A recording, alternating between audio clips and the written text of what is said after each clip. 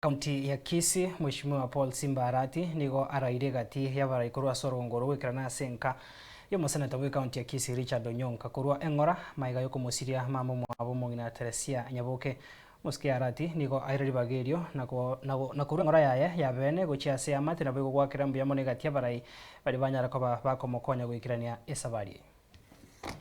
Senator, Paul, to your family, your brothers and sisters, and the entire community that we have lost more than a Teresia. I want to, from the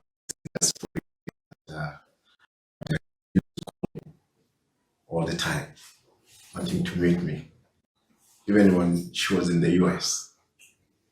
Therefore, when she was sick, there is a time that we went to see her with the senator. We've come over to give our condolences. Hopefully that we have a lengthy discussion outside here and then that interaction can be done. With me, of course, I've come with my deputy, with my party chair, Mama Gladys, who is also leaving shortly. I'm going to ask my children to say a word as we're going to talk outside there. Thank you very much.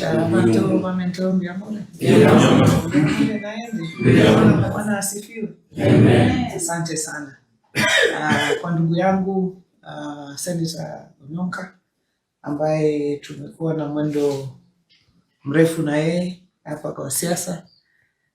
Ndugu yangu ambaye pia ni deputy party leader wangu, Governor Simba Arati, na viongozi wote wa Kisii County na waombolezaji wenzangu, tumekuja kusema pole kwa kumpoteza mama. Kumpoteza mama, I've lost both my parents over time. When you lose your father and your mother is there, you always feel like you have a fallback. When you lose your mother, it's like all is lost. And it doesn't matter at what point it happens.